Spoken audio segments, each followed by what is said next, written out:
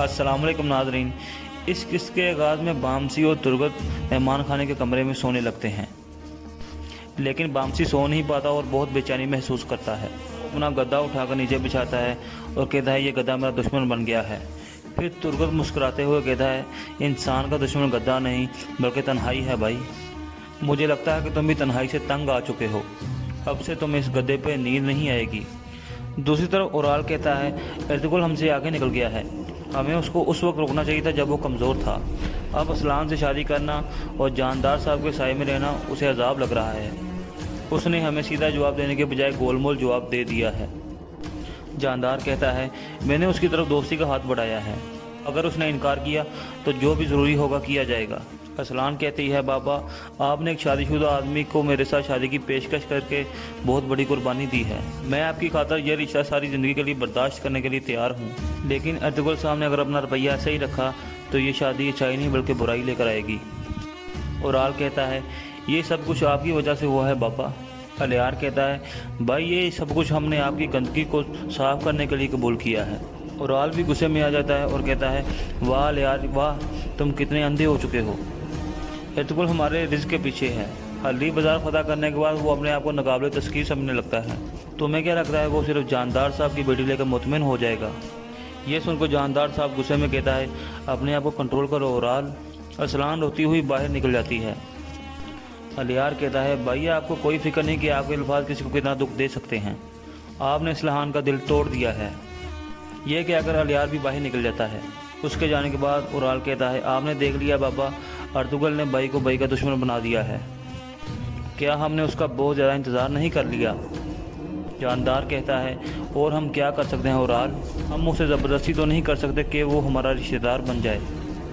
Oral कहता है, हमें अर्तुगरुल को रिश्तेदार बनाने की कोई ज़रूरत नहीं है बाबा, उसका मसला मुझे देखने दें। जानदार कहता है, तुम क्या करोगे? ओराल कहता है, अगर अर्तुगरुल ने हमारी पेशकश कबूल ना की तो हम बाज़ार को नकारा कर देंगे। हम बाज़ार की तरफ आने वाले काफ़िलों पे हमले करेंगे। कुस्तुनतुनिया से एक बहुत बड़ा काफ़िला बहुत जल्द आने वाला है। अगर ये काफ़िला वक्त पर बाज़ार ना पहुंच सका और डाकुओं का शिकार बन गया तो उसके बाद अर्तुगरुल के ऊपर कोई इत्मीनान नहीं करेगा, बाज़ार तबाह हो जाएगा। तब अर्तुगरुल कुत्ते की तरह आपके पास आकर माफ़ी मांगेगा। जानदार गुस्से से कहता है, ये क्या कह रहे हो ओराल? तुमने कब ये सीख लिया कि जानदार अपना मकसद हासिल करने के लिए किसी को धोखा देगा? ओराल कहता है, क्या अर्तुगरुल ने अपनी मौत के बारे में हमसे झूठ नहीं बोला था और हल्दी बाजार हासिल करने के लिए हमें धोखा नहीं दिया था? इसलिए उसके साथ वही होना चाहिए जो वो दूसरों के साथ करता है। ये सुनकर जानदार सोच में पड़ जाता है। दूसरी तरफ अर्तुगरुल हमाकतून और हकीम अर्तुग के पास बैठा था। अर्तुगरुल कहता है कि जावेदार कबीले वाले बाज़ार पर अपना हक जता रहे हैं। हमाकतून कहती है, ये तो काबिल कबूल नहीं है, क्योंकि सिर्फ कई कबीले ने ही ये ख़तरा मोल लिया था। हकीम अर्तुग कहता है, ओराल ने सिमन को मारा था इसलिए वो अपना हक जता रहे हैं।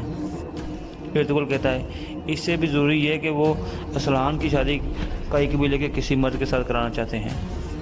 हाइमा खातून कहती है, ये तो अच्छा है, हम उसकी शादी दुनदार से करा सकते हैं।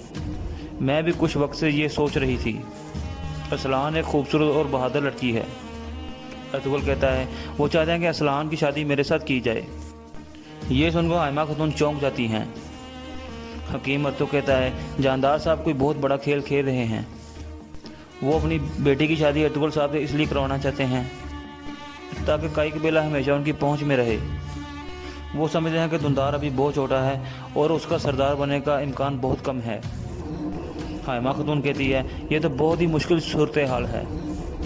अगर तुमने उनकी पेशकश ठुकरा दी तो दोनों कबीलों में दुश्मनी पैदा होने का खतरा है, और अगर तुमने शादी कर ली तो जावेदार कबीला हमारे साथ मिल जाएगा, लेकिन हलीमा सुल्तान बहुत ही परेशान हो जाएगी। अर्तुगरुल हकीम अर्तुग से पूछता है, आप क्या कहते हैं अर्तुग भाई? हकीम अर्तुग कहता है, बहुत से बादशाहों और हुक्मरानों ने सियासी मकसद के लिए शादियाँ की हैं। शादियाँ ताकत में इजाफा करती हैं। आपके ख्वाब बहुत बड़े हैं और उन ख्वाबों को पूरा करने के लिए हम जावेदार कबीले को इस्तेमाल कर सकते हैं। अर्तुगरुल कहता है, मैं सुबह तक इस बारे में सोचूंगा वालिदा। अगर मैंने ये रिश्ता कबूल कर लिया तो हलीमा से बात करने की जिम्मेदारी आपकी होगी। फिर अर्तुगरुल हकीम अर्तुग से पूछता है, क्या आपने तुर्क कबीलों की तरफ खत भिजवा दिए हैं? हकीम अर्तुग कहता है, जी हाँ सरदार, मैंने उनको जुम्मे वाले दिन की दावत दी है। इसके बाद अगला दिन शुरू हो जाता है। حلیمہ سلطان ارطغرل کو تیار کرا رہی تھی۔ ارطغرل اس کی طرف دیکھ کر مسکراتا ہے۔ حلیمہ کہتی ہے جب بھی میں خوش ہوتی ہوں تو اس کے بعد مجھے کسی درد کا سامنا کرنا پڑتا ہے۔ ارطغرل کہتا ہے تم پریشان مت ہو حلیمہ، یہ درد صرف ہمیں مضبوط بناتا ہے، اللہ کا شکر ادا کرو کہ سب ٹھیک ہے۔ حلیمہ کہتی ہے مجھے رزق یا کسی اور چیز کی پریشانی نہیں ہے ارطغرل، مجھے صرف آپ کے پیار کی پریشانی ہے کہ میں آپ کے قابل عورت بن سکوں۔ میں ہمیشہ آپ کا ساتھ دوں گی اور آپ کے لیے اپنی جان بھی قربان کر دوں گی۔ ارطغرل کہتا ہے حلیمہ یہ آسمان اور زمین گواہ ہے کہ جب بھی تمہارا دل کانپے تو زلزلہ آنے لگتا ہے، اگر تمہارا ایک بھی آنسو گرے تو مجھے لگتا ہے میں سمندر میں ڈوب گیا ہوں۔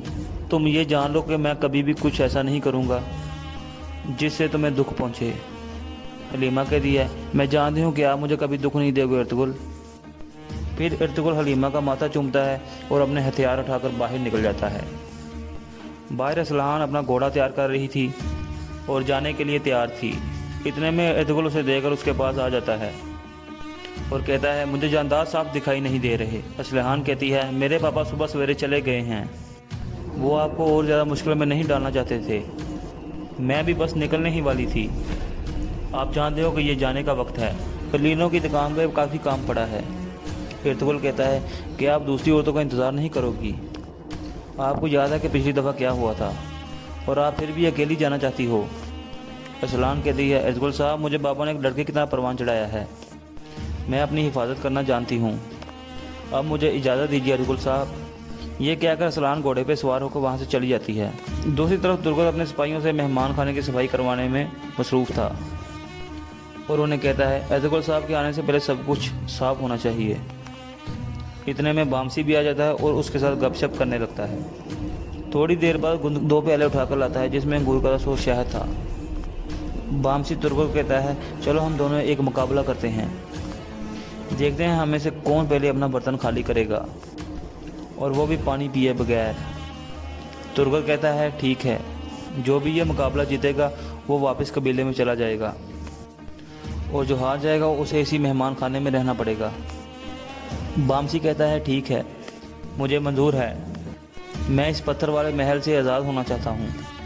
پھر وہ دونوں آمنے سامنے بیٹھ جاتے ہیں، کافی سارے سپاہی بھی اکٹھے ہو جاتے ہیں۔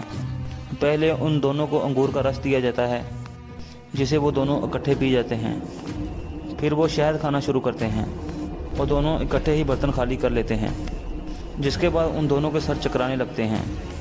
بامسی پوچھتا ہے کیا تم ٹھیک ہو ترگت؟ ترگت کہتا ہے جنگلی جیش، تم نے مجھے جلا دیا ہے، میں اندر اور باہر سے جلن محسوس کر رہا ہوں۔ بامسی کہتا ہے ہاں بھائی ہم دونوں جل گئے ہیں۔ تو وہ دونوں پانی والے برتن پکڑ لیتے ہیں اور پانی پینے لگتے ہیں۔ اس طرح دونوں کے درمیان مقابلہ برابر ہونے لگتا ہے۔ پھر وہ کھڑے ہو جاتے ہیں اور سب مل کر اللہ اکبر کے نعرے لگانے لگتے ہیں۔ دوسری طرف جاویدار قبیلے میں واتمان واپس قبیلے میں پہنچتا ہے۔ مرال اس سے پوچھتا ہے کیا خبر لائے ہیں باتو خان؟ باتو خان کہتا ہے وہ حاجت توری نہر سے سونا نکالا ہے ارطغرل کے لیے۔ مرال کہتا ہے واہ ارطغرل واہ، اور میرے پاپا اس سے میری بہن کی شادی کروانا چاہتے ہیں، کیا بازار اور محل کافی نہیں تھا اس کے لیے؟ اب وہ ان زمینوں کے سونے پہ بھی قبضہ کرنا چاہتا ہے۔ میں ایسا نہیں ہونے دوں گا ارطغرل، میں تمہارے ہاتھوں سے سب کچھ چھین لوں گا۔ باتو خان غمگین ہو کر کہتا ہے آپ اصلاحان کی شادی ارطغرل کے ساتھ کیسے کرا سکتے ہیں؟ مرال کہتا ہے کیا تم جانتے نہیں میں ان زمینوں کی دولت ارطغرل کے ہاتھوں میں نہیں جانے دوں گا۔ باتو خان کہتا ہے اگر آپ چاہیں ہم سونے کی کان پہ حملہ کر کے سب کو مار سکتے ہیں بھائی۔ مرال کہتا ہے ہر چیز کا ایک وقت ہوتا ہے باتو خان، آج شام کو میرے خیمے میں آنا، تم سے کچھ معاملات کے بارے میں بات کرنی ہے۔ دوسری طرف مہمان خانے کی صفائی مکمل ہو جاتی ہے اور ہر طرف کائی قبیلے کے جھنڈے لگا دیے جاتے ہیں۔ اتنے میں ارطغرل بھی وہاں پہنچ جاتا ہے۔ ترگت اسے خوش آمدید کہتا ہے۔ ارطغرل پوچھتا ہے کیا صورتحال ہے ترگت؟ ترگت کہتا ہے ہم نے مہمان خانے کا ہر پتہ صاف کر دیا ہے بھائی۔ بامسی کہتا ہے ہم نے باورچی خانے سے حرام گوشت باہر پھینک دیا ہے بھائی، اب باورچی خانہ بھی صاف ہے۔ ارطغرل خوش ہو کر کہتا ہے آپ کی کوششوں کا شکریہ بھائیو۔ پھر حکیم ارطغرل کہتا ہے جب ہمارے پیغمبر صلی اللہ علیہ وسلم نے مدینہ میں ایک بازار دیکھا تو انہوں نے اس کی جگہ ایک نیا بازار بنانے کا حکم دیا، اور سب سے پہلا کام جو انہوں نے بازار میں کیا وہ حساب کتاب رکھنے والی تنظیم کا قیام تھا، کیونکہ جو بازار اپنا حساب کتاب ٹھیک نہیں رکھتا وہ قرض میں ڈوب جاتا ہے۔ اس لیے ہمیں بھی جلد ایک حساب کتاب والا آدمی ڈھونڈ لینا چاہیے۔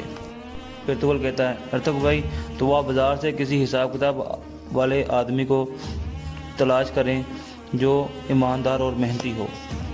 حکیم ارطغرل کہتا ہے جیسے آپ کا حکم سردار۔ پھر وہ باہر نکل جاتا ہے۔ اس کے بعد ارطغرل ترغل کو کہتا ہے تم میرے ساتھ آؤ۔ پھر وہ دونوں ایک طرف چلے جاتے ہیں۔ اتنے میں خواجہ طورین مہمان خانے میں پہنچتا ہے۔ ارطغرل اسے دیکھ کر کہتا ہے آج خواجہ طورین استاد۔ خواجہ طورین ارطغرل کے پاس بیٹھ جاتا ہے اور ایک بڑا سا بیگ ارطغرل کے حوالے کرتا ہے جو سونے سے بھرا ہوا تھا۔ خواجہ طورین کہتا ہے میں نے سوچا تھا جب میں بازار سے اوزار لینے جاؤں گا تو آپ کے لیے یہ لے کر جاؤں گا۔ ارطغرل کہتا ہے بہت شکریہ خواجہ طورین استاد، اب ہماری کان ہمیں پھل دے رہی ہے تو ہمیں اس کو محفوظ بنانا ہوگا۔ میں گند کو اور سامسن کو وہاں کی حفاظت کے لیے بھیجوں گا۔ پھر ارطغرل ترغل کہتا ہے کچھ لوگ حلی بازار کے بلدے میں وہاں پر حملہ کر سکتے ہیں، گند کو اور سامرس کو کہنا کہ وہاں وہ چکنے رہیں۔ ترغل کہتا ہے جیسے آپ کا حکم سردار۔ پھر وہ فوراً وہاں سے چلا جاتا ہے۔ اس کے جانے کے بعد خواجہ طورین سردار کو کہتا ہے سردار میں آپ کو دعوت دیتا ہوں کہ آپ سونے کی کان پر آگے ہمیں شرف بخشیں۔ ارطغرل کہتا ہے جیسے ہی مجھے وقت ملا تو میں جلد آؤں گا انشاءاللہ۔ اس طرح ترغل سامسا اور گند کو کہتا ہے کہ اب سے تم سونے کی کان کی حفاظت کرو گے۔ اس کے بعد حکیم ارطغرل ایک آدمی کو لے کر ارطغرل کے پاس پہنچتا ہے اور سردار میں آپ کو اس آدمی عالقوں سے متعارف کرانا چاہتا ہوں، اور یہاں اس قسط کا اختتام ہو جاتا ہے۔